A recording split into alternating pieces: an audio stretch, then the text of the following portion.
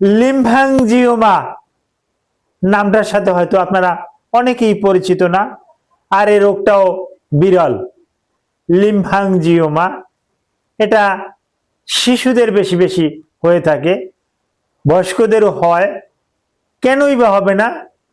এটা একটা জিনগত একটা রোগ, এটা একটা বংশগত একটা রোগ।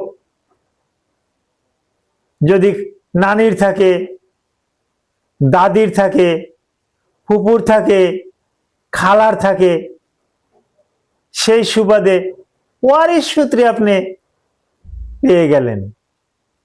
রোগটার নাম লিম্ফ্যাঞ্জিওমা। কোথায় হয়? শরীরের বিভিন্ন জায়গাতে হয়। নামের সাথে কিন্তু একটা মিল আছে। এই ব্যাপারগুলো নিয়েই আমি আলোচনা করব, সংক্ষেপে আলোচনা করব। কাজেই সংক্ষিপ্ত সময় ভিডিওটা দেখলে আপনি উপকৃত হবেন। আসসালামু আলাইকুম রহমতুল্লাহি ওয়া বারাকাতুহু। আমি ডাক্তার মীর শহীদুল ইসলাম। আমার চেম্বার শুভেচ্ছা 255, ঐতিহ্যবাহী শেখঘাট, সিলেট। যে গুগলে গিয়ে ডাক্তার মীর শহীদুল ইসলাম কথাটি লিখে সার্চ দিলে আপনি আমার সম্পর্কে যাবতীয় তথ্য পেয়ে যাবেন। দর্শক শ্রোতা, আলোচনা করব লিম্ফ্যাঞ্জিওমা। নামটাই একটু বিটখিতে নাম, লিম্ফ্যাঞ্জিওমা। এটা একটা বংশক্রমিক একটা রোগ, জিনগত একটা রোগ। খালার থাকলে, মায়ের থাকলে, ফুপুর থাকলে, এটা দাদির থাকলে, নানির থাকলে আপনার হতে পারে। আগেও বলেছি, আপনি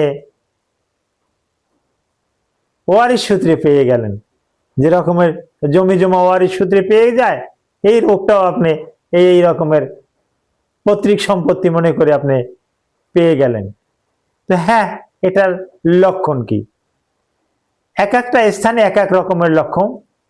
সাধারণত মাথায় হলে মাথাটা বড় হয়ে যায়, স্কাল বড় হয়ে যায় এবং ঝুলে যায়, মনে হয় যেন মৌচাকের বাসা। এই নেকে হয়, নেকে হলেও ঝুলে যায়। এটাকে টিউমার ভেবে ভুল করা হবে। এই জিহ্বা যদি হয়, শিশুদের জিহ্বা হবে। এখন আমার জিহ্বাটা দেখুন, এখন আমার জিহ্বাটা যতটুকু দেখছেন, শিশুদের জিহ্বা এর থেকেও বড় হয়ে যাবে।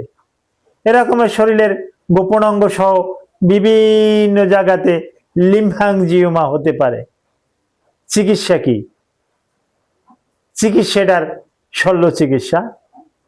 যত দ্রুত সম্ভব, শিশুদের বেশি হয়, পেডিয়াট্রিক সার্জনের কাছে যাওয়াই আপনার জন্য শ্রেয়। Thank you all.